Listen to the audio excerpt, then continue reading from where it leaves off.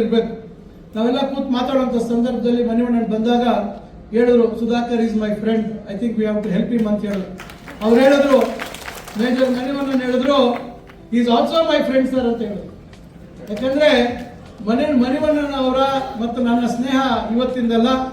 ನಾನು 2004ರಲ್ಲಿ ಶಾಸಕನಾದಂಥ ಸಂದರ್ಭದಿಂದ ಈ ಕೆಶಿಪ್ ರೋಡಲ್ಲಿ ಅವರು ಅಲ್ಲಿ CEO ಆಗಿದ್ರು.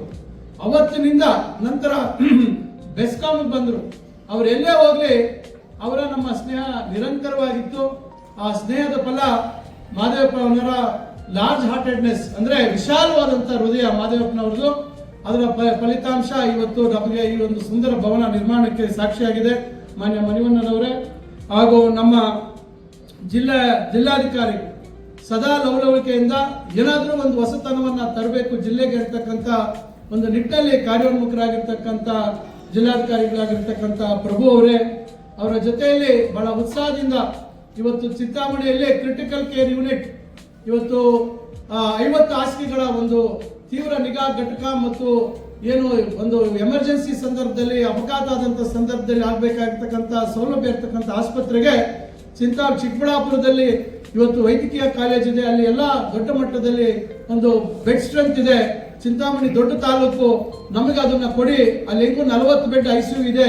ಇಲ್ಲಿ ಕನಿಷ್ಠ ಈ ಒಂದು ತುರ್ತು ನಿಗಾ ಒಂದು ಘಟಕ ಒಂದು ಆಗ್ಬೇಕು ಅಂತಕ್ಕಂಥದ್ದನ್ನ ನಾನು ಹೇಳಿದಾಗ, ಅವತ್ತು ನ್ಯಾಷನಲ್ ಹೆಲ್ತ್ ಮಿಷನ್ ಅಲ್ಲಿ ನವೀನ್ ಭಟ್ ಅವರು ಕೆಲಸ ಮಾಡ್ತಾ ಇದ್ರು ಆಯುಕ್ತರಾಗಿ.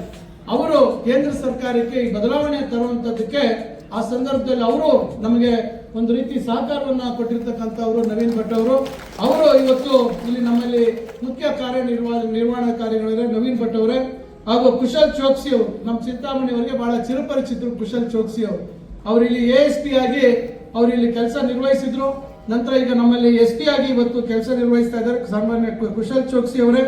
ಹಾಗೂ ಈಗ ಸಮಾಜ ಕಲ್ಯಾಣ ಇಲಾಖೆ ಅಧಿಕಾರಿಗಳು ಉಪನಿರ್ದೇಶಕರಾಗಿರ್ತಕ್ಕಂಥ ತೇಜಾನಂದ ರೆಡ್ಡಿ ಅವರೇ, ನಮ್ಮ ತಹಸೀಲ್ದಾರ್ ಅವರು ಸದಾ ಇವತ್ತು ಜನರ ಪರವಾಗಿ ಕೆಲಸ ನಿರ್ವಹಿಸ್ತಾ ಇರ್ತಕ್ಕಂಥ ತಹಸೀಲ್ದಾರ್ ಆಗಿರ್ತಕ್ಕಂಥ ಸುದರ್ಶನ್ ಅವರೇ, ಕಾರ್ಯನಿರ್ವಹಣಾಧಿಕಾರಿಗಳು ತಾಲೂಕ್ ಪಂಚಾಯತಿ ನಮ್ಮವರೇ ಆನಂದ್ ಅವರೇ, ಹಾಗೂ ನಮ್ಮ ಪೌರಾಯುಕ್ತರು ಬೆರಳುತೋಸರೆ ಕೈ ಎತ್ಕೊಂಡ್ ಬರುವಂತ ನಮ್ಮ ಪೌರಾಯುಕ್ತರೇ ಗಣಪತಿ ಅವರೇ, ಹಾಗೂ ನಮ್ಮ ಈ ಒಂದು ಸಮಾಜ ಕಲ್ಯಾಣ ಇಲಾಖೆಯ ಸಹಾಯಕ ನಿರ್ದೇಶಕರಾಗಿರ್ತಕ್ಕಂಥ ನಮ್ಮ ಶ್ರೀನಿವಾಸ್ ನಾಯಕ್ ಅವರೇ, ಹಾಗೂ ವೇದಿಕೆಯಲ್ಲಿ ಉಪಸ್ಥಿತರಿರ್ತಕ್ಕಂಥ ಎಲ್ಲ ಅಧಿಕಾರಿ ವರ್ಗದವರೇ, ಸ್ನೇಹಿತರೆ, ಇವತ್ತು ದೊಡ್ಡ ಸಂಖ್ಯೆಯಲ್ಲಿ ನಾನು ಪೂರ್ವಭಾವಿ ಸಭೆ ಕರೆದಂತ ಸಂದರ್ಭದಲ್ಲಿ ಎಲ್ಲರೂ ಇವತ್ತು ವಿವಿಧ ಸಂಘಟನೆಗಳು, ವಿಶೇಷವಾಗಿ ಎಲ್ಲ ದಲಿತ ಪರವಾಗಿರ್ತಕ್ಕಂಥ ಹೋರಾಟದ ಹಿನ್ನೆಲೆಯಿಂದ ಬಂದಿರತಕ್ಕಂಥ ಹಲವಾರು ಜನ ನಾಯಕರು, ಅದರಲ್ಲಿ ವಿಶೇಷವಾಗಿ ನನ್ನ ಪರಿಚಯದ ನಾಯಕರು ನಮ್ಮ ನಮ್ಮ ಏನು ವೆಂಕಟೇಶಣ್ಣವರು,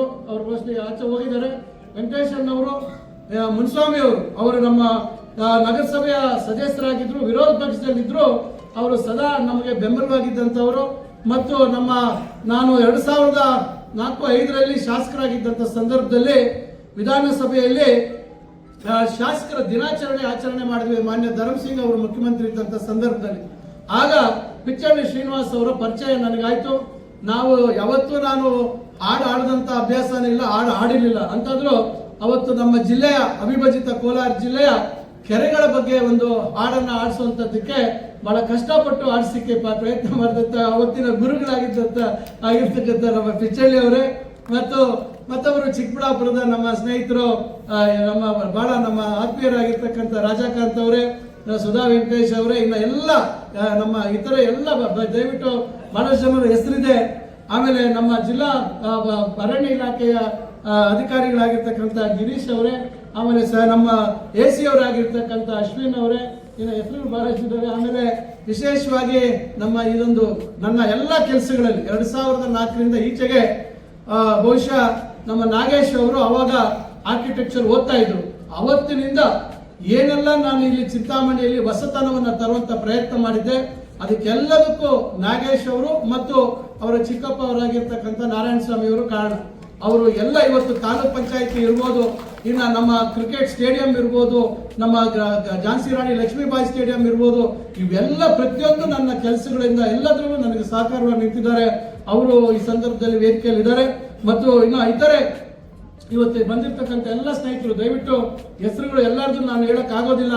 ಆಮೇಲೆ ಏನು ನನ್ನ ಹೆಸರು ಹೇಳಿಲ್ಲ ಅಂತಕ್ಕಂಥ ಭಾವನೆ ಬೇಡ.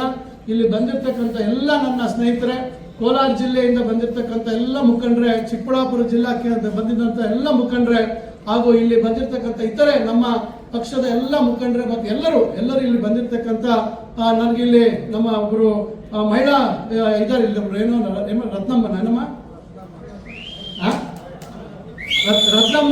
ರತ್ನಮ್ಮ ಅವರು ನನಗೆ ಮೊನ್ನೆ ಜಿಲ್ಲಾ ಕೇಂದ್ರದಲ್ಲಿ ಅಂಬೇಡ್ಕರ್ ಜಯಂತಿ ಮಾಡುವಂತ ಆಚರಣೆ ಮಾಡುವಂತ ಸಂದರ್ಭದಲ್ಲಿ ನಾನು ಈಗ ಹೇಳಿದೆ, ಚಿಂತಾಮಣಿಯಲ್ಲಿ ಒಂದು ಭವ್ಯವಾದಂತ ಅಂಬೇಡ್ಕರ್ ಭವನ ನಿರ್ಮಾಣ ಮಾಡ್ತಿದೆ ಅಂತ ಎದ್ದು ನಿಂತ್ಬಿಟ್ರು ನನ್ನ ಮೇಲೆ ಜಗಳಕ್ಕೆ ಎದ್ದು ನಿಂತ್ಬಿಟ್ಟು, ಎಲ್ಲ ಚಿಂತಾಮಣಿಗೆ ಮಾಡ್ತಾ ಇದ್ದೀರಾ ನೀವು, ಚಿಕ್ಕಬಳ್ಳಾಪುರಕ್ಕೆ ಯಾಕೆ ಮಾಡಲಿಲ್ಲ ಅಂತ ಜಗಳಕ್ಕೆ ನಿಂತ್ಬಿಟ್ರು ನನ್ನ ಮೇಲೆ.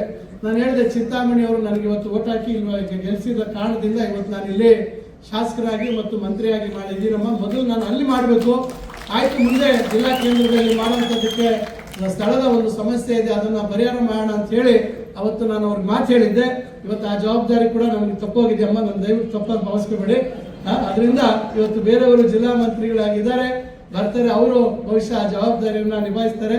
ಇವತ್ತು ಅವರೆಲ್ಲರೂ ಪಾಪ ಇವತ್ತು ಬಹಳಷ್ಟು ಜನ ನಮ್ಮ ಮೇಲೆ ಅಭಿಮಾನ ಇಟ್ಕೊಂಡು ಬಂದಿರತಕ್ಕಂಥ 2 ಜಿಲ್ಲೆಗಳ ಎಲ್ಲ ನನ್ನ ಸ್ನೇಹಿತರೆ, ನನ್ನ ಚಿಂತಾಮಣಿಯಲ್ಲಿ ಇರ್ತಕ್ಕಂಥ ಎಲ್ಲ ನನ್ನ ಹಿರಿಯ ಮುಖಂಡರೇ, ಬಂಧುಗಳೇ, ಮತ್ತೆ ಎಲ್ಲ ನನ್ನ ಯುವ ಸ್ನೇಹಿತರೆ ಹಾಗೂ ಮಾಧ್ಯಮ ಮಿತ್ರರೇ, ನಾನು ಈಗಾಗಲೇ ಮಾದೇವಪ್ಪ ಅವರು ಹೇಳಿದ್ರು ಎಲ್ಲದೂ ಶುಗರ್ ಲೆವೆಲ್ ಕಮ್ಮಿ ಆಗ್ತಾ ಇದೆ ಅಂತ. ಅದರಿಂದ ನಾನು ಹೆಚ್ಚಾಗಿ ನನ್ನ ಸಮಯವನ್ನು ತೆಗೆದುಕೊಳ್ಳೋದಿಲ್ಲ. ಇವತ್ತು ನಾನು ಹೇಳುವಂಥದ್ದು ಇಷ್ಟೇ, ಇವತ್ತು ಏನು 3 ಉದ್ಘಾಟನೆಗಳು ಅಥವಾ ಲೋಕಾರ್ಪಣೆಗಳನ್ನು ಮಾಡಿದ್ದೇವೆ, ಇದು ನಿನ್ನೆ ಮೊನ್ನೆ ಕನಸಲ್ಲ. ಇವೆಲ್ಲ 3 ನಾನು 2005-6ರಲ್ಲಿ ಕಂಡಂತ ಕನಸು. ವಿಶೇಷವಾಗಿ ಇವತ್ತು ಅಂಬೇಡ್ಕರ್ ಭವನ ಅಂತಕ್ಕಂಥದ್ದು ಮಾನ್ಯ ಮುನಿಯಪ್ಪನವರ ಗಮನಕ್ಕೆ ತರಲಿಕ್ಕೆ ಬಯಸ್ತೇನೆ.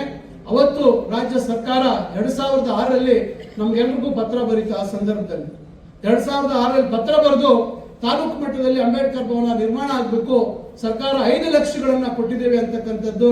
ಆ ಸಂದರ್ಭದಲ್ಲಿ ಆ ಒಂದು ಅಂಬೇಡ್ಕರ್ ಭವನ ಅಂತಕ್ಕಂಥ ಪರಿಕಲ್ಪನೆಯನ್ನ ನನಗೆ ತಿಳಿದಿರ್ತಕ್ಕಂಥದ್ದು, ಯಾಕಂದ್ರೆ ದಾಖಲೆ ಸಮೇತ ನನಗಿದೆ. ಆ ದಾಖಲೆಗಳೆಲ್ಲ ನಾವೆಲ್ಲ ಕಡೆ ನಾವು ಇಲ್ಲಿ ಆಚೆ ಬೋರ್ಡಲ್ಲೂ ನಾವು ಡಿಸ್ಪ್ಲೇ ಇದ್ರಲ್ಲೂ ಹಾಕಿದ್ದೀವಿ, ನಮ್ಮ ವಿಡಿಯೋಲ್ಲೂ ಇದೆ.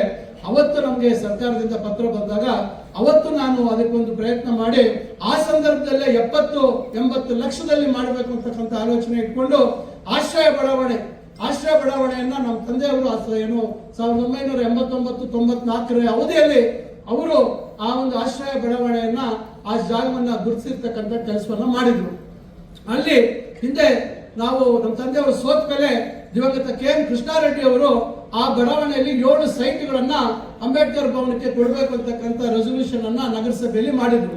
ಆಗ ನಾವು ಆಯ್ತು ಅಲ್ಲಿ ಜಾಗ ಇದೆಯಲ್ಲ ಅಂತ ಹೇಳಿ ಅಲ್ಲಿಗೆ 70 ಲಕ್ಷಗಳಲ್ಲಿ ತಾನು ತೀರ್ಮಾನ ಮಾಡಿ ಮಾನ್ಯ ನಮ್ಮ ವಿಧಾನ ಪರಿಷತ್ತಿನ ಅಧ್ಯಕ್ಷರು ಸುದರ್ಶನ್ ಅವರನ್ನ ನಾನು ವಿನಂತಿ ಮಾಡಿಕೊಂಡು ಅವರು 5 ಲಕ್ಷ ರೂಪಾಯಿ ತಮ್ಮ ಸ್ಥಳೀಯ ಪ್ರದೇಶಾಭಿವೃದ್ಧಿ ಶಾಸಕರ ಸ್ಥಳೀಯ ಪ್ರದೇಶಾಭಿವೃದ್ಧಿ ನಿಧಿಯಿಂದ ಕೊಟ್ಟಿದ್ರು. ಈ ರೀತಿ ನಾನು ಹೇಳಿದೆ, ಏನಾದ್ರೂ ನಾನು ಮಾಡಿದ್ರು ಕಟ್ತೀನಿ ಅಂತ ಹೇಳಿ ಆ ಸಂದರ್ಭದಲ್ಲಿ ನನ್ನ ಅನುದಾನವನ್ನು ಕೊಟ್ಟು ಮಾಡೋಣ ಅಂತ ಹೇಳಿ 70-80 ಲಕ್ಷಕ್ಕೆ ಯೋಜನೆಯನ್ನ ತಯಾರು ಮಾಡಿದ್ರು. ಆಗ ನಾನು ಬಾಲಚಂದ್ರ ಜಾರಕಿಹೊಳಿ ಅವರು ಸಮಾಜ ಕಲ್ಯಾಣ ಸಚಿವರಾಗಿದ್ರು. ಅವ್ರಿಗೆ ಪತ್ರ ಬರೆದಿರ್ತಕ್ಕಂಥ ದಾಖಲೆ ಇದೆ. ಯಾಕಂದ್ರೆ ಸುಮ್ಮನೆ ಇವತ್ತು ಯಾರೋ ನಾನಾ ರೀತಿಯಲ್ಲಿ ಹೇಳ್ಕೋಬಹುದು, ಆದ್ರೆ ಏನು ಇಲ್ಲಿ ಯಾವ ರೀತಿ ಆಯ್ತು ವಾಸ್ತವಾಂಶ ಇಲ್ಲಿ ಎಲ್ಲರಿಗೂ ಗೊತ್ತಾಗಬೇಕಾಗತ್ತೆ. ಎಷ್ಟು ನೋವನ್ನ ನಾನು ಅನುಭವಿಸಿದ್ದೀನಿ, ಯಾವ ರೀತಿ ಆಪಾದನೆಗಳನ್ನ ನಾನು ಕೇಳ್ಕೊಂಡಿದ್ದೀನಿ, ಅದನ್ನೆಲ್ಲ ನುಂಗಿರ್ತಕ್ಕಂಥವು. ಅದರಿಂದ ನಾನು ಇದು ಸತ್ಯವನ್ನ ಹೇಳಲೇಬೇಕಾಗತ್ತೆ. ಆ ಒಂದು ಅವರಿಗೆ ನಾನು ಪತ್ರ ಬರೆದೆ, ಈ ರೀತಿ ಉದ್ಘಾಟನೆಗೆ ತಮ್ಮ ಸಮಯವನ್ನ ಕೊಡಬೇಕು ಅಂತ ಹೇಳಿ ಬಾಲಚಂದ್ರ ಜಾರಕಿಹೊಳಿಗೆ ಪತ್ರ ಬರೆದಿರ್ತಕ್ಕಂಥ ದಾಖಲೆ ನನ್ನ ಹತ್ರ ಇದೆ, ನನ್ನ ಲೆಟರ್ ಅಲ್ಲಿ ಕೊಟ್ಟಿರ್ತಕ್ಕಂಥದ್ದು. ಅದಾದ ನಂತರ ನಾನು ನಮ್ಮ ಮುಖಂಡರನ್ನೆಲ್ಲ ಕರ್ಕೊಂಡೋಗಿ ಅಲ್ಲಿ ಸೈಟ್ ನೋಡಕ್ಕೆ ಹೋದಾಗ ಇಲ್ಲಿ ವೆಂಕಟೇಶ್ವರನವರು ಎಲ್ಲ ಹಿರಿಯರು ಮುನ್ಸ್ವಾಮಿಯವರು ಇದ್ರು ಅಂತ ಕಾಣ್ತದೆ, ಶಿವಪ್ರಸಾದ್ ಅವರು, ಇನ್ನ ಎಲ್ಲ ಕೆಲವರು ಹಲವಾರು ಜನ ಇದ್ರು. ಅವತ್ತು ಜಂಗಮಪ್ಪ ಅವರು ಇವರೆಲ್ಲ ಬಹಳ ಜನ ಇದ್ರು. ಅವಾಗ ಅವ್ರು ಹೇಳಿದ್ರು, ಅಣ್ಣ ಇಲ್ಲಿ ಬೇಡಣ ಅಂತ ಹೇಳಿ ಅವರೇ ಹೇಳಿದ್ರು, ಇಲ್ಲಿ ಅಣ್ಣ ಇಲ್ಲಿ ಬಸ್ ಸ್ಟ್ಯಾಂಡ್ ಜಾಗದಲ್ಲಿ ಮಾಡೋಣ ಅಂತ ಹೇಳಿ. ಇಲ್ಲಿ bus stand civil bus stand ಜಾಗ ಎಷ್ಟಿತ್ತು, ಬಹಳ ಕಿರಿದಾಗಿತ್ತು, ಇದ್ರಲ್ಲಿ ಅರ್ಧ ಮಾತ್ರ ಇತ್ತು ಜಾಗ. ಯಾಕಂದ್ರೆ ಬಹಳಷ್ಟು ಜನಕ್ಕೆ ಇದ್ರ ಹಿಂದೆ ಅರ್ಧಕ್ಕಿಂತ ಜಾಗ ಇದು ಬೇರೆಯವ್ರದ್ದು. ಬಸ್ ಸ್ಟ್ಯಾಂಡ್ ಜಾಗ ಬರೀ ಅಷ್ಟಕ್ಕೆ ಸೀಮಿತ, ನೀವು ಮಾಡಿದ್ರೆ ಬಹುಶಃ ಅರ್ಧ ಆಗ್ತಿತ್ತು ಅಷ್ಟೇ. ಇದು ಬಿಕ್ಕಿದ್ದು ಇಲ್ಲಿ ಕಾಸ್ಮೋಪಾಲಿಟನ್ ಕ್ಲಬ್ ಅಂತಿತ್ತು. ಹಿಂದೆ ನಮ್ಮ ತಾತ ಅವರು ನಮ್ಮ ತಂದೆ ಅಧ್ಯಕ್ಷರಿದ್ದಾಗ ನನ್ನ ಹತ್ರ ಆ ಡಾಕ್ಯುಮೆಂಟ್ ಇದೆ. ಅವರ ಕಾಸ್ಮೋಪಾಲಿಟನ್ ಕ್ಲಬ್ಗೆ ಅಧ್ಯಕ್ಷರಾಗಿದ್ರು. ಅದನ್ನ ಹಿಂದೆ ಡಿಸ್ಟ್ರಿಕ್ಟ್ ಲೈಬ್ರರಿ ಚಿಂತಾಮಣಿಯಲ್ಲಿ ಇತ್ತು. ಇತಿಹಾಸ ತಿಳಿದೇ ಇರ್ತಕ್ಕಂಥವ್ರು ನಾನಾ ರೀತಿ ಮಾತಾಡ್ಬೋದು, ಅದಕ್ಕೆ ಯಾರು ನಾವು ವಿತಂಡವಾದ ಮಾಡುವಂತವ್ರಿಗೆ ನಾವು ಒಪ್ಪಿಸುವಂತದಕ್ಕೆ ಸಾಧ್ಯ ಇಲ್ಲ. ಚರಿತ್ರೆ ಗೊತ್ತಿರಬೇಕು. ಜಿಲ್ಲಾ ಕೇಂದ್ರದ ಲೈಬ್ರರಿ ಕೋಲಾರಲ್ಲಿ ಇರಲಿಲ್ಲ, ಚಿಂತಾಮಣಿಯಲ್ಲಿ ಇತ್ತು. ಮಾನ್ಯ ಮುನಿಯಪ್ಪನವ್ರಿಗೆ ಬಹುಶಃ ಗೊತ್ತಿರಬೇಕು ಅಂತ ಕಾಣ್ತದೆ. ಇಲ್ಲಿತ್ತು, ಅದು ನಂತರ ಅಲ್ಲಿಗೆ ಜಿಲ್ಲೆಗೆ ವರ್ಗಾವಣೆ ಆಯ್ತು. ಆ ಸಂದರ್ಭದಲ್ಲಿ ಲೈಬ್ರರಿಗೆ ಬೇಕು ಅಂತ ಹೇಳಿ 40ಕ್ಕೆ 170-80 ಅಡಿ ಜಾಗ, ಈ ಕಡೆ ಜಾಗ ಕಾಸ್ಮೋಪಾಲಿಟನ್ ಕ್ಲಬ್ ನ ಜಾಗ ಕೊಟ್ಟರು, ಆ ಕಡೆ ಪಟೇಲರ ಭವನ ಅಂತ ಹೇಳಿ ಒಂದು ಹಳೆ ಬಿಲ್ಡಿಂಗ್ ಇತ್ತು ಆ ಸೈಡ್ಗೆ, ಅದನ್ನ ಲೈಬ್ರರಿಗೆ ಕೊಟ್ಬಿಟ್ಟಿದ್ರು. ಈ ಜಾಗ ಏನಾದ್ರೂ ಮಾಡಿ ವಾಪಸ್ ತಗೋಬೇಕು, ಇಲ್ಲಿ ಅಂಬೇಡ್ಕರ್ ಭವನ ಸುಸಜ್ಜಿತವಾಗಿ ದೊಡ್ಡದಾಗ ಆಗ್ಬೇಕು ಅಂತಕ್ಕಂಥ ಒಂದು ಪ್ರಯತ್ನ ಮಾಡಿ ಆ ಸಂದರ್ಭದಲ್ಲಿ ನಾನು ಲೈಬ್ರರಿ ಇಲಾಖೆ ಜೊತೆ ಪತ್ರ ವ್ಯವಹಾರ ಮಾಡಿ ಸುಮಾರು ನಮ್ಮ ಒಂದೂವರೆ ವರ್ಷ ನಾನು ಕಷ್ಟಪಟ್ಟೆ. ಮಂಜುಳಾ ಅವರು ನಮ್ಮ ಜಿಲ್ಲಾಧಿಕಾರಿಗಳಾಗಿದ್ರು, ಇವತ್ತು ಅವರು ಪ್ರಧಾನ ಕಾರ್ಯದರ್ಶಿಗಳಾಗಿದ್ದಾರೆ. ಇವತ್ತು ಅವರು ನಮ್ಮ ಜಿಲ್ಲಾಧಿಕಾರಿಗಳಾಗಿದ್ದಾಗ ಇಲ್ಲಿಂದ ಸರ್ಕಾರಕ್ಕೆ ಪ್ರಸ್ತಾವನೆ ಕಳಿಸಿ ವಿಶ್ವೇಶ್ವರಯ್ಯ ಟವರ್ ಅಲ್ಲಿ ಲೈಬ್ರರಿ ಡೈರೆಕ್ಟರ್ ಹತ್ರ ಎಲ್ಲ ಹೋಗಿ ನಾನು ಪರಿಪರಿಯಾಗಿ ಅವರನ್ನ ವಿನಂತಿ ಮಾಡಿಕೊಂಡು ಇದನ್ನ ಇಲ್ಲಿ ಕೊಡುವಂತದ್ದು ಒಂದು ಪ್ರಯತ್ನ ಮಾಡಿದ್ವಿ. ಒಂದು ಏನು ಬದಲಾವಣೆ ಮಾಡಿದ್ವಿ ಅಂದ್ರೆ, ಅವತ್ತು 5 ಲಕ್ಷ ಇದ್ದಿದ್ದು 25 ಲಕ್ಷ ಆಯ್ತು. ಸರ್ಕಾರ ಆ ಸಂದರ್ಭದಲ್ಲಿ ಕಾಲ ಕಳೆದಂಗೆ ನಾನು ಏನ್ ಹೇಳಿದೆ, ಇಲ್ಲ ಇಲ್ಲಿ ದೊಡ್ಡದಾಗಿ ಮಾಡೋಣ ಅಂತ ಹೇಳಿ ನಾನು 1300 ಜನ ಕೂರುವಂತದ್ದಕ್ಕೆ ಒಂದು ವಿನ್ಯಾಸವನ್ನ ಮಾಡಿದ್ದೆ. ಅದನ್ನು ಕೂಡ ಪ್ರದರ್ಶನ ಮಾಡಿದ್ವಿ. ನಿನ್ನೆ ಮೊನ್ನೆ ಸೃಷ್ಟಿ ಮಾಡಿರ್ತಕ್ಕಂಥದ್ದಲ್ಲ ಈ ದಾಖಲೆಗಳಲ್ಲ. ಇದು ಇಷ್ಟು ಹಣ ನಾವು ಎಲ್ಲಿಂದ ಹೊಲಿಸೋದು, ಸಮಾಜ ಕಲ್ಯಾಣ ಇಲಾಖೆಯಲ್ಲಿ ಆಗೋದಿಲ್ಲ ಅಂತ ಹೇಳಿ ನಾನು ನಗರಸಭೆಯಿಂದ ಈ ಜಾಗ ಇತ್ತು, ಇದು ಪ್ರೈವೇಟ್ ಬಸ್ ಸ್ಟ್ಯಾಂಡ್ ನಗರಸಭೆದಿತ್ತು, ಇದು ನಗರಸಭೆ ಜಾಗ, ನಗರಸಭೆಯಿಂದ ಯಾಕೆ ಮಾಡಬಾರ್ದು ಅಂತ ಹೇಳಿ ಅದಕ್ಕೆ ಅಂಬೇಡ್ಕರ್ ಕಲಾಭವನ ಅಂತಕ್ಕಂಥ ಹೆಸರನ್ನು ಇಟ್ಟು ನಾವು ಮುನ್ಸಿಪಾಲಿಟಿ ರೆಸೊಲ್ಯೂಷನ್ ಮಾಡಿದ್ವಿ. ಕೆಲವರು ಕಿಡಿಕೇಡಿಗಳು ರೆಸೊಲ್ಯೂಷನ್ ಅಜೆಂಡಾಲಿ ಅಂಬೇಡ್ಕರ್ ಕಲಾಭವನ ಇತ್ತು, ಆದ್ರೆ ಕಲಾಭವನ ನಿರ್ಮಾಣಕ್ಕೆ ಜಾಗ ಕೊಡಲು ತೀರ್ಮಾನ ಆಯ್ತು ಅಂತ ಅದ್ರಲ್ಲಿ ಬರ್ದಿದ್ರು ಆ ಒಂದು ಮಿನಿಟ್ಸ್ ಅಲ್ಲಿ, ಮೀಟಿಂಗ್ ಪ್ರೊಸೀಡಿಂಗ್ಸ್ ಅಲ್ಲಿ. ಆದ್ರೆ ನಂತರ ನಡೆದಂತ ಎಲ್ಲ ಪತ್ರ ವ್ಯವಹಾರದಲ್ಲಿ ಅಂಬೇಡ್ಕರ್ ಕಲಾಭವನ ನಿರ್ಮಾಣ ಮಾಡಲು ಜಾಗ ಕೊಡಬೇಕು ಅಂತ ಆಗಿದೆ. ಕಡೆಗೆ 2011ರಲ್ಲಿ ಲೈಬ್ರರಿಯಿಂದ ನಾವು ಈ ಜಾಗ 2 ಜಾಗಗಳನ್ನ ನಗರಸಭೆಗೆ ಪ್ರತ್ಯೇಕವಾಗಿ ಅದರಲ್ಲಿ ಆರ್ಡರ್ ಆಗಿದೆ, ಆರ್ಡರ್ ಕಾಪಿಯಲ್ಲಿದೆ.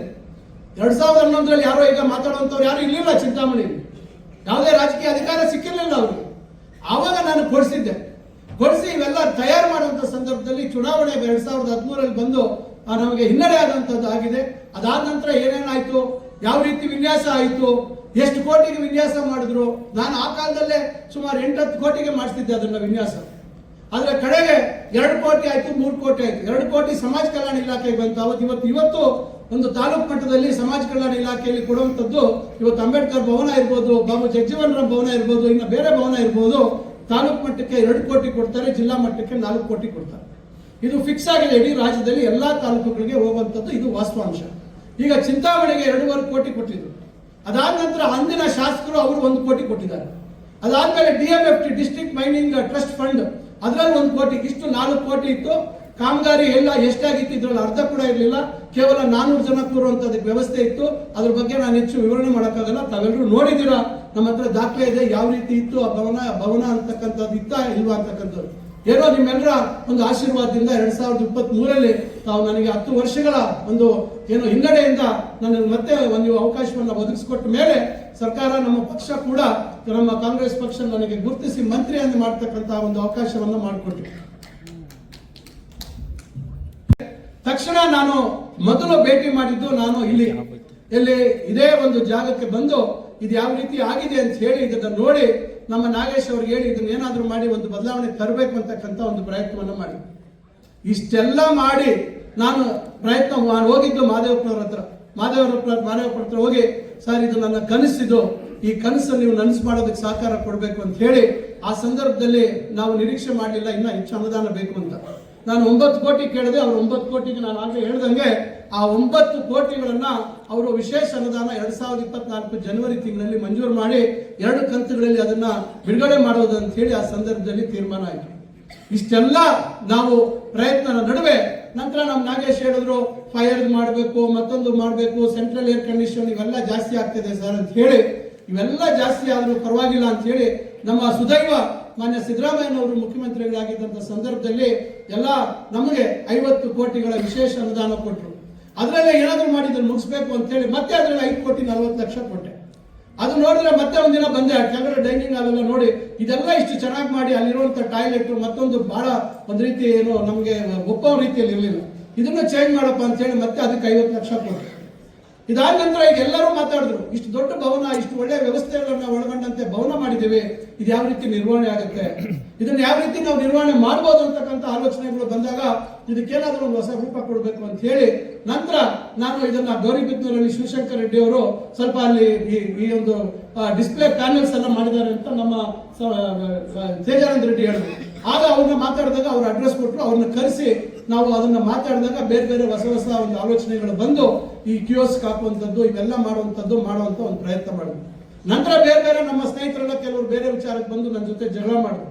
ಆ ಸಂದರ್ಭದಲ್ಲಿ ಇಲ್ಲ, ಇದಕ್ಕೆ ಏನಾದ್ರು ಮಾಡಬೇಕು, ಅಧ್ಯಯನ ಕೇಂದ್ರ ಮಾಡಬೇಕು ಅಂತ ಹೇಳಿ ಒಂದು ಡಿಜಿಟಲ್ ಅಧ್ಯಯನ ಕೇಂದ್ರ, ಡಿಜಿಟಲ್ ಸ್ಟಡಿ ಸೆಂಟರ್ ಮಾಡಬೇಕು ಅಂತ ಹೇಳಿ ಮತ್ತೆ ಅದಕ್ಕೆ ನನ್ನ ಶಾಸಕರ ಅನುದಾನದಲ್ಲಿ ಮೊದಲು 50 ಲಕ್ಷ ಕೆಳಗಡೆ ಕೊಟ್ಟೆ, ಮತ್ತೆ 70 ಲಕ್ಷ ಕೊಟ್ಟೆ, ನಂತರ ಆ ಒಂದು ಕಂಪ್ಯೂಟರ್ಸ್ ಎಲ್ಲ ತರೋದಕ್ಕೆ ಮತ್ತೆ 38-39 ಲಕ್ಷ ಕೊಟ್ಟೆ. ಈಗ ಒಂದು ಕಾನ್ಫರೆನ್ಸಿಂಗ್ ಫೆಸಿಲಿಟಿ ಆಗಬೇಕು ಉಳಿದೋಗಿತ್ತು ಅಂತ ಹೇಳಿ ಇವತ್ತು ಏನಾದರೂ ಸಂವಾದ, ಮುಖ್ಯಮಂತ್ರಿಗಳ ಜೊತೆ ಸಂವಾದ ಮಾಡುವಂತದಕ್ಕೆ ಇವತ್ತು ತಾಲೂಕ್ ಪಂಚಾಯತಿಯಲ್ಲೂ ನಾವು ಮಾಡ್ಬೋದು, ಏನು ಅಲ್ಲಿ ಕೆಳಗಡೆ ಸಾಮರ್ಥ್ಯ ಸೌಧದಲ್ಲಿ, ಮೇಲೆ ಇರ್ತಕ್ಕಂಥ ಭವನದಲ್ಲೂ ಮಾಡ್ಬೋದು, ಅಲ್ಲಿರ್ತಕ್ಕಂಥ ಸಭಾಭವನದಲ್ಲಿ, ಇಲ್ಲಿ ಕೂಡ ನಾಳೆ 900 ಆಸನಗಳು ಇವತ್ತು ಇಲ್ಲಿ ಇರ್ತಕ್ಕಂಥದ್ದು 900 ಸೀಟ್ಸ್ ಇವತ್ತು 900 ಸೀಟು. ನಿಮ್ಗೆ ಬಾಳ ನೋಡಿ, ನೀವೆಲ್ಲ ಕೂತಿದ್ದೀರಾ, ನೀವು ಕೂತಿದ್ರು ಸಹ ನಿಮ್ಮ ಮುಂದೆ ಇನ್ನೊಬ್ರು ಆರಾಮಾಗಿ ಓಡಾಡ್ಬೋದು. ಬಹಳ ವಿಶಾಲವಾದಂತ ಜಾಗ ಇದೆ. ಏನು ಹೊತ್ಕೊಂಡು ಯಾರಾದ್ರೂ ಮಧ್ಯದಲ್ಲಿ ನಡೆಯುವಂತ ಪರಿಸ್ಥಿತಿ ಇಲ್ಲ. ಯಾಕಂದ್ರೆ ಇಲ್ಲಿ ಇರ್ತಕ್ಕಂಥವ್ರಿಗೆ ಗೊತ್ತಿಲ್ಲ ಎಷ್ಟು ಜಾಗ ಇದೆ, ಮುಂದೆ ಕೂತಿರೋರ್ಗೆ ಅಲ್ಲಿ ಕೂತಿರೋರ್ಗೆ ಗೊತ್ತು. ಅದರಿಂದ ಇಷ್ಟೆಲ್ಲ ನಾವು ಮಾಡಿ 900 ಆಸನಗಳನ್ನ ಮಾಡಿರ್ತಕ್ಕಂಥದ್ದು. ಈಗ ಮತ್ತೆ ಇನ್ನೊಂದು 10 ಲಕ್ಷ ನಾನು ಕೊಡ್ಬೇಕಾಗತ್ತೆ, ಅದು ಕೊಡ್ತೀನಿ ಅಂತ ಹೇಳಿದ್ದೀನಿ. ಯಾಕಂದ್ರೆ ಈಗ ನಾಳೆ ಸೀಟ್ ನಂಬರಿಂಗ್ ಆಗ್ಬೇಕು ಬೇರೆ ಬೇರೆ. ಯಾಕಂದ್ರೆ ಕಾರಣ ಇಷ್ಟೇ, ಇದಕ್ಕೆ ಈಗಾಗಲೇ ಹೇಳಿದ್ರು ಮಾದೇವಪ್ಪ ಅವರು, ಇವರು ಮಾತಾಡ್ಬೇಕಾದ್ರೆ ಹೇಳಿದ್ರು, ಶಾಲಾ ಮಕ್ಕಳು ಬರಬೇಕು. ಶಾಲಾ ಮಕ್ಕಳು, ಸರ್ಕಾರಿ ಮತ್ತು ಖಾಸಗಿ ಶಾಲಾ ಮಕ್ಕಳು ಒಂದು ಇಲ್ಲಿ ಅಧ್ಯಯನಕ್ಕಾಗಿ ಇಲ್ಲಿ ಬರುವಂತದ್ದಾಗಬೇಕು. ಇದನ್ನೆಲ್ಲ ನೋಡಿ ನಂತರ ಈ ಭವನದಲ್ಲಿ ಕೂತ್ಕೋಬೇಕು. ಇವತ್ತು 12 ಅಡಿಗೆ 36 ಅಡಿ ಪರದೆ, ಏನು LED ವಾಲ್ ಫಿಕ್ಸ್ ಆಗಿದೆ ಪರ್ಮನೆಂಟ್ ಆಗಿ. ಇಲ್ಲಿ ಅಂಬೇಡ್ಕರ್ ಅವರು ಸಂಬಂಧಪಟ್ಟಂತೆ ಮುಂದಿನ ದಿನಗಳಲ್ಲಿ ಗೌತಮ ಬುದ್ಧರ, ಭಗವಾನ್ ಬುದ್ಧ ಅವರು ಸಂಬಂಧಪಟ್ಟಂತೆ ಇವತ್ತು ಸಮಾಜದಲ್ಲಿ ನಾವು ಯಾವ ರೀತಿ ನಮ್ಮ ಬದುಕನ್ನ ಕಟ್ಕೋಬೇಕು, ಅಂಬೇಡ್ಕರ್ ಅವರು ಯಾವ ರೀತಿ ಅವರ ಪಯಣ, ಅವರ ಕಷ್ಟ ಸುಖಗಳು, ಅವರ ಸಾಧನೆ ಇವೆಲ್ಲವನ್ನು ಬಿತ್ತರಿಸ್ತಕ್ಕಂಥ ಇಲ್ಲಿ ಡಾಕ್ಯುಮೆಂಟರಿಗಳನ್ನ ಹಾಕುವಂತ ಒಂದು ಕೆಲಸವನ್ನ ಮಾಡ್ತೇವೆ. ಆಗ ಏನಾಗುತ್ತೆ, ಒಂದು ಅರ್ಧ ದಿವಸ ಮಕ್ಕಳು ಇಲ್ಲೆಲ್ಲ ಓಡಾಟ ಮಾಡಿಕೊಂಡು ಒಂದು ಅರ್ಧ ಮುಕ್ಕಾಲು ಗಂಟೆ ಇಲ್ಲಿ ಕೂತು ಅಂಬೇಡ್ಕರ್ ಅವ್ರ ಬಗ್ಗೆ ತಿಳ್ಕೊಂಡು ಹೋಗ್ಬೇಕು ಅಂತಕ್ಕಂಥ ಆಲೋಚನೆಯನ್ನ ಮಾಡಿದ್ದೀವಿ. ಆಚೆ ಅವರು ಇವತ್ತು ಇಲ್ಲಿ ಆಚೆ ಕಿಯೋಸ್ಕ್ ಹಾಕಿದ್ದೀವಿ. ಆ ಕಿಯೋಸ್ಕ್ ಅಲ್ಲಿ ನಿಮಗೆ ಕ್ವಿಜ್ ಇದೆ. ನಿಮಗೆ 15 ಸೆಕೆಂಡ್ ಅಲ್ಲಿ ನೀವು 10 ಪ್ರಶ್ನೆಗಳಿಗೆ ಉತ್ತರ ಕೊಡಬೇಕು. ಬಹುಶಃ ನಾನು ಇಲ್ಲಿ ಇರೋಕ್ಕಂತ ಎಲ್ಲರಿಗೂ ತಪ್ಪು ತಿಳ್ಕೋಬೇಡಿ. ಇವತ್ತು ನೀವೆಲ್ಲರೂ ಅಲ್ಲಿ ಪ್ರಯತ್ನ ಮಾಡಿ. 10ಕ್ಕೆ ಯಾರಾದ್ರೂ ತಗೊಂಡ್ರೆ ನಾನು ಅವ್ರಿಗೆ 50,000 ಬಹುಮಾನ ಕೊಡ್ತೀನಿ. 50,000 ಬಹುಮಾನ ಕೊಡ್ತೀನಿ. ಅಲ್ಲಿ ಬರುವಂತ ಕ್ವಿಜ್ ಅಲ್ಲಿ ಇವತ್ತು ಯಾರಾದ್ರೂ ಅದನ್ನ ಇವತ್ತೆಲ್ಲರ ಮುಖ ನಮ್ಮ ಅಧಿಕಾರಿಗಳ ಸಮ್ಮುಖದಲ್ಲಿ ನೀವು ಎಲ್ಲ 10 ಪ್ರಶ್ನೆಗಳನ್ನು ಕರೆಕ್ಟ್ ಆಗಿ, ಅದೇನು ಒಂದೇ ತರ ಪ್ರಶ್ನೆ ಇಲ್ಲ, ಏನೋ ನಮ್ಮ ನೀಟ್ ಮಾರ್ಕ್ಸ್ ಕಾರ್ಡ್ ಲೀಕ್ ಆದಂಗೆ ಏನು ಲೀಕ್ ಆಗಲ್ಲ ಅಲ್ಲಿ. ಯಾಕಂದ್ರೆ 120ಕ್ಕೂ ಹೆಚ್ಚು ಪ್ರಶ್ನೆಗಳಿದೆ, ರ್ಯಾಂಡಮ್ ಆಗಿ ಬರ್ತಾ ಇರ್ತದೆ. ನಿಮ್ಮ ಹೆಸರು, ನಿಮ್ಮ ಫೋನ್ ನಂಬರ್ ಹಾಕಿದ್ರೆ ಅದು ಅದಷ್ಟೇ ನಿಮಗೆ ಪ್ರಶ್ನೆಗಳು ಬರ್ತಾ ಇರ್ತದೆ. ಅದರಿಂದ ಬಹಳ ಕಷ್ಟ ಇದೆ. ನಾವು ಅಷ್ಟು ಸುಲಭ ಅನ್ಕೋಬೇಡಿ ದಯವಿಟ್ಟು. ನಮ್ಗೆ ಯಾರಿಗೂ ಅಲ್ಲಿ ನಾವು ಪ್ರಶ್ನೆಗಳು ಉತ್ತರ ಕೊಟ್ಟಾಗ ಅವಾಗ ನಮ್ಗೆ ಅರ್ಥ ಆಗುತ್ತೆ ನಾವು ಸಂಪೂರ್ಣವಾಗಿ ಅಂಬೇಡ್ಕರ್ ಅವ್ರ ಬಗ್ಗೆ ತಿಳ್ಕೊಂಡಿಲ್ಲ ಅಂತಕ್ಕಂಥದ್ದು. ಏನು ಅವರ ಸಾಧನೆ, ಯಾವ್ಯಾವ ಹಂತದಲ್ಲಿ ಅವರ ಬಾಲ್ಯದಿಂದ ಹಿಡಿದು ಅವರ ವಿದ್ಯಾಭ್ಯಾಸ, ಅವರ ಪರಿನಿರ್ವಾಣ ಹೊಂದತಕ್ಕಂಥ ಒಂದು ಕಾಲದವರೆಗೂ ಇವತ್ತು ಸಂಪೂರ್ಣವಾದಂತಹ ಅಲ್ಲಿ ನಿಮಗೆ ಪ್ರಶ್ನೆಗಳು ಇರ್ತಕ್ಕಂಥದ್ದಿದೆ. ಅದರಿಂದ ಇವೆಲ್ಲವನ್ನು ಇವತ್ತು ಒಳಗೊಂಡಂತೆ ಮತ್ತು ನಾವೀಗ ಡಿಜಿಟಲ್ ಲೈಬ್ರರಿ ಮಾಡಿದ್ದೀವಿ. ಅದಕ್ಕಿಂತ ಕಂಟೆಂಟ್ ನಾವು ತರ್ತಾ ಇದೀವಿ. ನಾನು ಬಹಳಷ್ಟು ಜನ IAS ಅಧಿಕಾರಿಗಳು, ಬೇರೆ ಬೇರೆ ಅಧಿಕಾರಿಗಳ ಜೊತೆ ಮಾತಾಡ್ತಾ ಇದ್ದೀನಿ. ಇವತ್ತು ಕಾಂಪಿಟೇಟಿವ್ ಎಕ್ಸಾಮ್ಸ್ಗೆ ಏನ್ ಕಂಟೆಂಟ್ ಬೇಕು, ಇವತ್ತು ಏನು ಸ್ಟಾಫ್ ಸೆಲೆಕ್ಷನ್ ಕಮಿಷನ್, ಕೇಂದ್ರ ಸರ್ಕಾರದ ಇತರೆ ಉದ್ಯೋಗಗಳು ಲಭಿಸುವಂತದಕ್ಕೆ ನಮ್ಮವ್ರು ಯಾರು ಪ್ರಯತ್ನ ಮಾಡ್ತಾ ಇಲ್ಲ. ನಾನು ನಮ್ಮ ಉನ್ನತ ಶಿಕ್ಷಣ ಇಲಾಖೆಯಲ್ಲಿ ನಾನು ಅದನ್ನ ಯೂನಿವರ್ಸಿಟಿಗಳಿಗೆ ತರಬೇಕು ಅಂತ ಒಂದು ಕಮಿಟಿಯನ್ನು ಮಾಡಿದ್ದೆ. ಅದರ ಒಂದು ಬದಲಾವಣೆ ಆಯ್ತು. ಈಗ ಅದನ್ನ ಬೇರೆಯವರು, ನಮ್ಮ ಬಸವರಾಜ ರಾಯರೆಡ್ಡಿ ಅವರು ಅದನ್ನು ಮುಂದುವರಿಸಬೇಕಾಗುತ್ತೆ. ಸ್ಟಾಫ್ ಸೆಲೆಕ್ಷನ್ ಕಮಿಟಿಯಲ್ಲಿ ತಮಿಳುನಾಡವರು, ಬೇರೆ ಉತ್ತರ ಭಾರತದ ರಾಜ್ಯಗಳವರು ಬಹಳ ಅದರಲ್ಲಿ ಉದ್ಯೋಗಗಳು ಪಡಿತಾ ಇದ್ದಾರೆ ಕೇಂದ್ರ ಸರ್ಕಾರದಲ್ಲಿ. ಯಾಕಂದ್ರೆ ನಮ್ಗೆ ಗೊತ್ತಿರೋದು ಬರೀ IAS, IPS, IFS ಇದನ್ನೇ ನೋಡ್ತೀವಿ. ಇಲ್ಲ, ಬೇರೆ ಉದ್ಯೋಗಗಳಿದಾವೆ. ಇವತ್ತು ಇಡೀ ದೇಶ ವ್ಯಾಪ್ತಿಯಲ್ಲಿ ಕೆಲಸಗಳು ಬಹಳಷ್ಟು ಲಭ್ಯ ಇದಾವೆ, ಸರ್ಕಾರಿ ಕೇಂದ್ರ ಸರ್ಕಾರದ ಕೆಲಸಗಳು. ಆದ್ರೆ ನಮ್ಮವ್ರು ಯಾರು ಕನ್ನಡಿಗರಿಗೆ ಪ್ರಯತ್ನ ಮಾಡ್ತಾರೆ. ಅದಕ್ಕೆ ವಿಶ್ವವಿದ್ಯಾಲಯಗಳು ತರುವಂತ ಪ್ರಯತ್ನ ಮತ್ತು ಅದಕ್ಕೆ ಬೇಕಾಗಿರ್ತಕ್ಕಂಥ ಪಠ್ಯಗಳು, ಅದಕ್ಕೆ ಬೇಕಾಗಿರ್ತಕ್ಕಂಥ ಕಂಟೆಂಟ್ ಕೊಡುವಂತ ಒಂದು ಪ್ರಯತ್ನ, ಇಲ್ಲಿರ್ತಕ್ಕಂಥ ಕಾಂಪಿಟೇಟಿವ್ ಎಕ್ಸಾಮ್ಸ್ಗೆ ಬೇಕಾಗಿರ್ತಕ್ಕಂಥ ಕಂಟೆಂಟ್ ಇವನ್ನೆಲ್ಲ ನಾನು ಡಿಜಿಟಲ್ ಫಾರ್ಮೆಟ್ ಅಲ್ಲಿ ಈಗೆಲ್ಲ ಅದನ್ನು ಪ್ರೊಕ್ಯೂರ್ ಮಾಡಿಕೊಂಡು ಅದಕ್ಕೆಲ್ಲ ಕೆಲವು ಲೈಸೆನ್ಸ್ ಇರ್ತದೆ, ಪ್ರತಿ ವರ್ಷ ದುಡ್ಡು ಕಟ್ಟಬೇಕು, ಈ ರೀತಿ ಇರ್ತದೆ. ಅದರಿಂದ ಇವತ್ತು ಇದನ್ನ ಒಂದು ಅರ್ಥಪೂರ್ಣವಾಗಿ ಇದು ಆಗ್ಬೇಕು. ನಾನು ತಮ್ಮೆಲ್ಲರನ್ನು ಕೈ ಜೋಡಿಸಿ ಪ್ರಾರ್ಥನೆ ಮಾಡ್ಕೊಳ್ತೇನೆ. ದಯವಿಟ್ಟು ಇದು ಒಳ್ಳೆ ವ್ಯವಸ್ಥೆಯನ್ನು ನಾವು ಮಾಡಿದ್ದೀವಿ. ಈ ವ್ಯವಸ್ಥೆ ನಮ್ಮದು ಅಂತಕ್ಕಂಥ ಭಾವನೆ ಇಟ್ಕೊಂಡು ತಾವು ಇದನ್ನ ಕಾಪಾಡಬೇಕು. ಮೊನ್ನೆ ಒಳ್ಳೆ ರೀತಿಯಲ್ಲಿ ನಾವು ಮಹಿಳಾ ಮತ್ತು ಮಕ್ಕಳ ಆಸ್ಪತ್ರೆಯನ್ನ ನಾವು 60 ಬೆಡ್ ಅನ್ನ 40 ಬೆಡ್ ಮಾಡಿದ್ವಿ. ಬಹಳ ಒಳ್ಳೆ ರೀತಿ ಸುಸಜ್ಜಿತವಾಗಿ ಆಗಿದೆ. ಆದ್ರೆ ಹಾಗೆ ಕೆಲವೇ ದಿನಗಳಿಗೆ ಹೋದ್ರೆ ಬಾತ್ರೂಮ್ ಅಲ್ಲಿ ಇರೋಂಥ ಏನೋ ಟ್ಯಾಪ್ಗಳೆಲ್ಲ ಕಿತ್ಕೊಂಡು ಹೋಗ್ಬಿಟ್ಟಿದ್ದಾರೆ. ಈಗ ಮತ್ತೆ ಪ್ಲಾಸ್ಟಿಕ್ ಟ್ಯಾಪ್ ಹಾಕಿದ್ದಾರೆ. ಇವತ್ತು ಇಲ್ಲೂ ಕೂಡ ಬಹಳ ಒಳ್ಳೆ ರೀತಿಯಲ್ಲಿ ಎಲ್ಲ ವ್ಯವಸ್ಥೆಗಳು ಮಾಡಿದ್ವಿ. ಟಾಯ್ಲೆಟ್ ಇಂದ ಹಿಡಿದು